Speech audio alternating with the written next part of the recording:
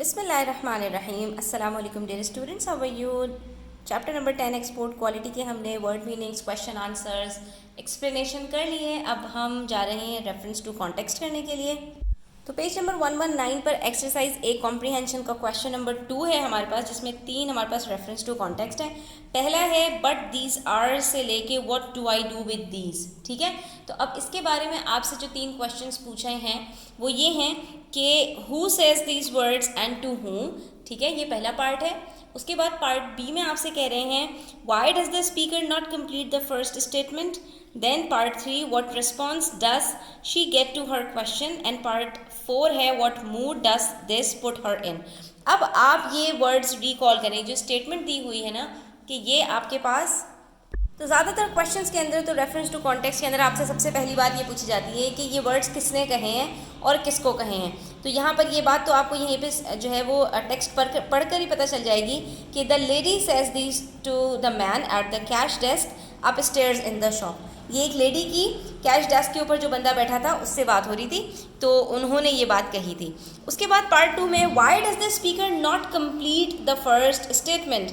लेकिन यहाँ पर जो बात शुरू हुई है तो उसने अपनी पूरी बात मुकम्मल क्यों नहीं की, यानी कि जो लेडी थी उन्होंने पूरी बात अपनी यहाँ पे मुकम्मल क्यों नहीं की। आप जब यहाँ पर सेंटेंस को चेक करेंगे तो आपको यहाँ पर नज़र आएगा, ये देखिए कि यहाँ पर ये इन्होंने बात स्टार्ट की बट दीज आर, उसके बाद डॉट डॉट डॉट इस बात की तरफ इशारा कर रहा है कि सेंटेंस कंप्लीट नहीं किया, और फिर उन्होंने आगे दूसरी बात शुरू कर दी what do I do with these. ठीक है, तो यहाँ पर बेसिकली हुआ क्या था, मैं थोड़ा सा रिकॉल कर दूँ कि वो शॉपकीपर के पास गई थी, उन्होंने पेमेंट की थी, और पेमेंट करने के बाद जब चेंज लेने का वक्त आया तो वहाँ पर कैशियर के पास क्योंकि चेंज नहीं था तो उन्होंने कुछ स्टैम्प्स पकड़ा दिए। बिल्कुल इसी तरह से कि आप शॉप पर गए, आपने कुछ ख़रीदा, शॉपकीपर के पास चेंज नहीं होता, वो आपको टॉफ़ियाँ पकड़ा देता है, तो उन्होंने स्टैम्प्स पकड़ा दिए। तो जब स्टैम्प्स पकड़ाए तो उसके बदले में लेडी ने ये बात कही थी और कुछ इस तरह से कही थी। तो उन्होंने यहाँ पर, यानी जब उन्होंने स्टैम्प्स को देखा तो उन्होंने कहा ये मैं इनका क्या करूँगी। यहाँ पर उन्होंने बात मुकम्मल क्यों नहीं की, इसका हमें रीज़न देना है। तो बेसिकली स्टूडेंट्स यहाँ पर आपको अपना ओपिनियन देना है, जैसा कि आपके साथ रियल लाइफ के अंदर होता है तो आप किस तरह से सरप्राइज हो जाते हैं,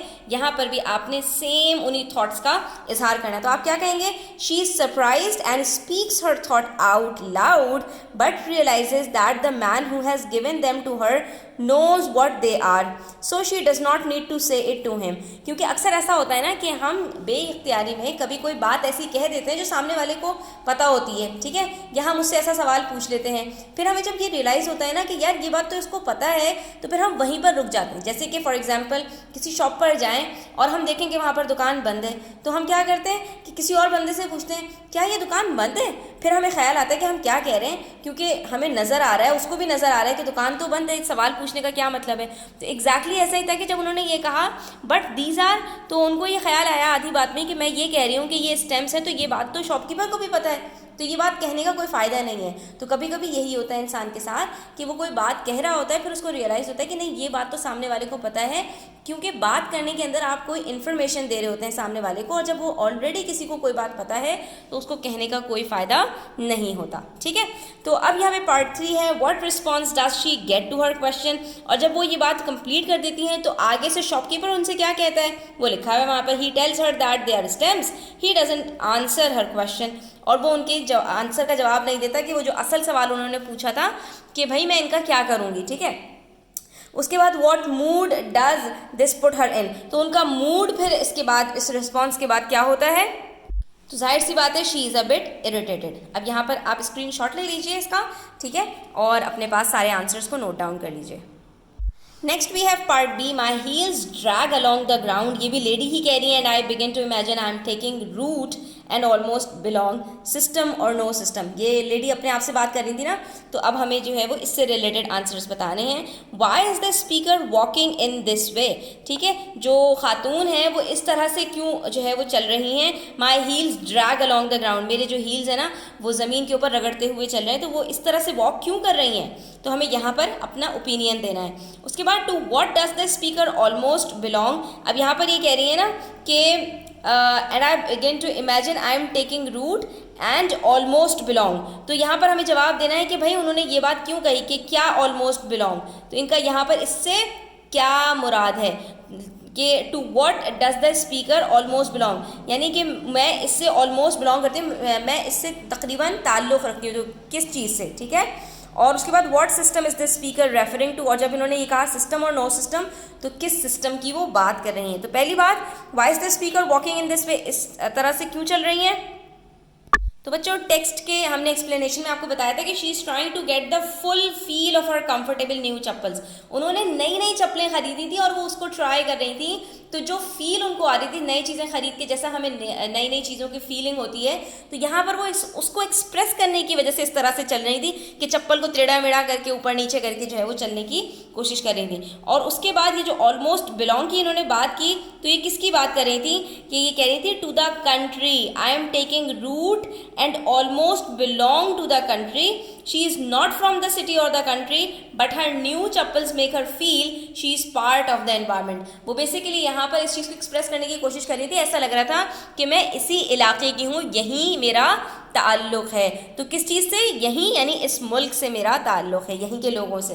और उसके बाद what system is the speaker referring to, अब वो किस सिस्टम की बात कर रही थी, जो सिस्टम और नो सिस्टम उन्होंने रेफर किया, तो that is system she has just had experience of in the cottage industries store, वो जिस स्टोर के अंदर अभी खड़ी हुई थी और सारा का सारा जो उन्होंने शॉपिंग का अपना नक्शा खींचा है, तो वो उस एक्सपीरियंस की यहाँ पर बात कर रही हैं।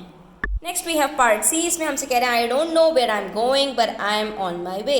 अब यहाँ पर क्योंकि सारे के सारे डायलॉग्स लेडी के ही हैं, तो अब यहाँ पर आपसे बार बार नहीं पूछेंगे कि हु सेज दीज वर्ड्स, बस उन्होंने पहले ही क्वेश्चन के अंदर ये बात पूछ ली थी।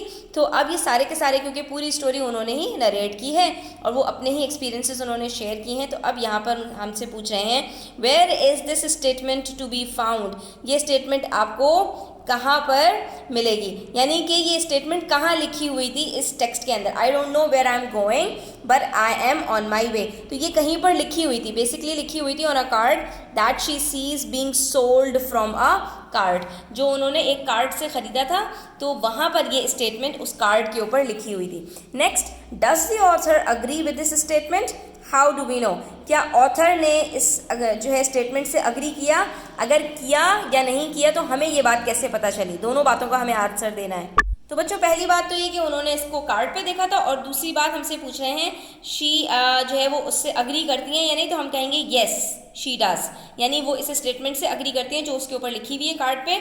और हमें वो क्यों अग्री करती हैं, because she has just had an experience that is summed up nicely on the card, ठीक है। उनका जो अभी एक्सपीरियंस था, यानी कि जो उन्होंने शॉपिंग की थी और वो जिस जो है तजर्बे से गुजरी थी, वो एग्जैक्टली समड अप, यानी उसको मुख्तसर करके इस कार्ड के ऊपर लिखा गया था, इसलिए वो इस कार्ड के ऊपर लिखी हुई तहरीर से जो है मुत्तफिक थी। और उसके बाद हमें ये बात कैसे पता चली, तो हमने जो है वो कहा कि she feels it is appropriate and she boys the card, कि वो इस बात से अगर अग्री नहीं करती तो वो कार्ड क्यों खरीदती, उनके जो है वो कार्ड को बाय करने ने इस बात पर मुहर लगा दी कि उनको ये स्टेटमेंट समझ में आई है और ये स्टेटमेंट उनको सही लगी है। तो यहाँ पर हमारा रेफरेंस टू कॉन्टेक्स्ट कंप्लीट होता है स्टूडेंट्स। आई होप कि आपको समझ में आए होंगे क्वेश्चंस। वीडियो अच्छी लगी हो तो लाइक कीजिएगा, अपने फ्रेंड्स के साथ शेयर कीजिएगा, चैनल सब्सक्राइब करते जाइएगा और अपना बहुत ख्याल रखिएगा। अल्लाह हाफिज़।